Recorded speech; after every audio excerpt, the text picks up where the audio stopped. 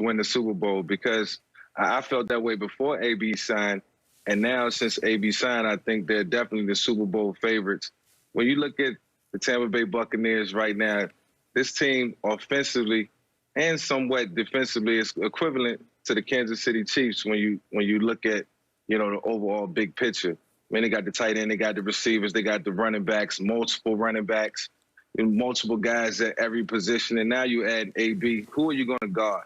Gronk is now emerging. I think he's a big reason why the offense has been able to really get going in terms of the way we thought they would look over the last 2 weeks. And then, you bring in Antonio, you're going to go double Mike Evans, you're going to double Godwin. It's just a plethora of guys right now who can make plays. And then, AB, the things that he can do, he's a future Hall of Famer. AB's going to make everybody in that locker room 10 times better and work 10 times harder. And him and Tom Brady has a great relationship. They had a good rapport last year in New England before Antonio left. And he had caught up maybe 1 or 2 touchdowns and looked productive playing with Tom Brady. So just add more offensive weapons. It's a treat for Tom Brady. At 43, the GOAT just got more weapons, and he's going to be even better. And I see this team being good for the next couple of years, and Tom Brady's not going anywhere. He didn't assemble all this, just for one season. He assembled this for another couple seasons, so we might as well get used to it. Whoa, did you hear that? I heard it. Yeah. I'm not ready to say they're the Super Bowl team, but I believe they're one of the 4 Packers, Seahawks, and Saints. I will concede this. Of the teams that I just mentioned, along with the Bucs, they have the best defense. Now, I believe the Saints secondary with Jack Rabbit and Lattimore might be a little better than theirs, but I don't know if they can get after your quarterback like the front 7 from the Bucs. Now, I know for certainty there's no better. Right now, I would say the Bucs linebacker, the middle, the 2 guys inside, David and White, are better than Wagner and KJ Wright in Seattle because, man, they are sudden. And B-Wag has been the best middle backer for a long time.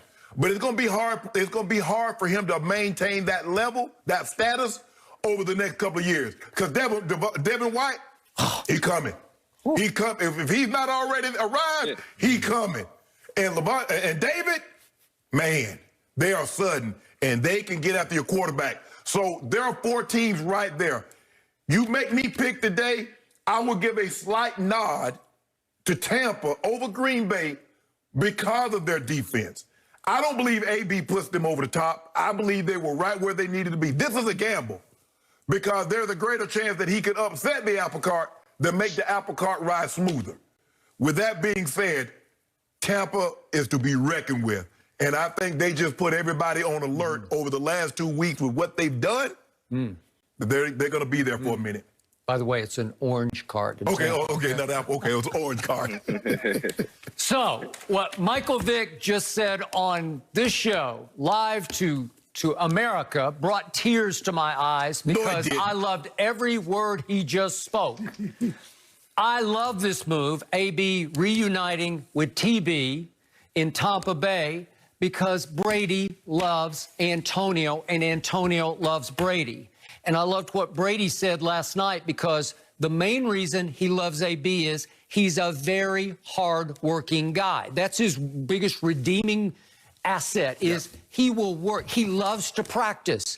I think AB loves practice as much as he loves the games, from what I saw in Hard Knocks, right? That's what Gruden loved about it. Right? Yes, that's what Tom Brady loves to work. He loves to practice. And Brady's other quote was, there's a lot of hard work ahead.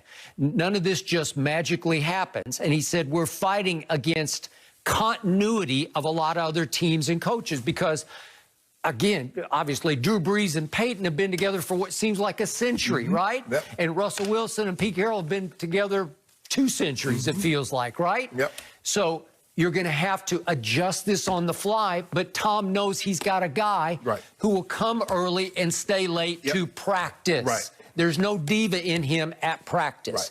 And again, to Michael's point, this is a potential Pro Football Hall of Famer right here. I don't know if he's going to make it. He's got issues off the field. The vote is going to be hard for him to get in the I got it. But on pure production. His numbers say that. No question. His numbers say that. And remember, in their receiving core right now, they don't have a field stretcher. Godwin can run, but he can't run like that. He's not a deep threat. And, you know, Mike Evans is a loper, so he's going to be a jump ball catcher, right? Scotty Miller can fly, but he's little Scotty Miller. Right. And it's not like he's about, I think he's like 5'8" or 5'9", okay, about 170 pounds. Well, AB can fly, and he can run by people, and he has great ability to adjust to deep balls.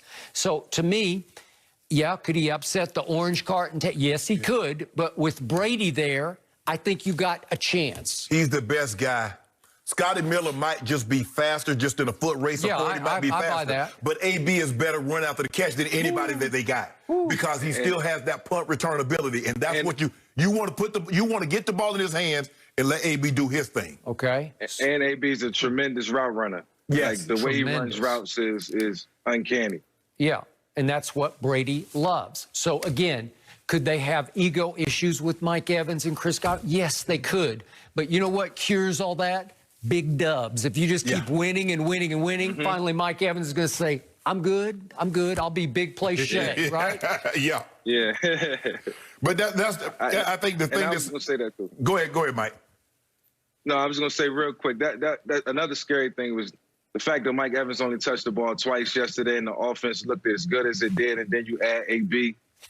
You know, and I think Gronk has been the biggest neutralizer. I can't say that enough. And yes, I'm a little tight end biased because my number one for a couple years in Atlanta was Algie Crumpler, and I learned how to use a tight end. And I think, you know, that rapport has been built with time over the years in New England. Now they have it in Tampa, but the emergence of Gronk has opened up everything for this offense. You're absolutely right. But like I said, if you look at the Packers, the Seahawks, the Saints, and the Bucs, we think when it's all said and done, those will be the teams that'll be vying for the title. Right now, the Bucs clearly have the best defense. Okay. Now, hopefully injuries doesn't affect anybody moving forward.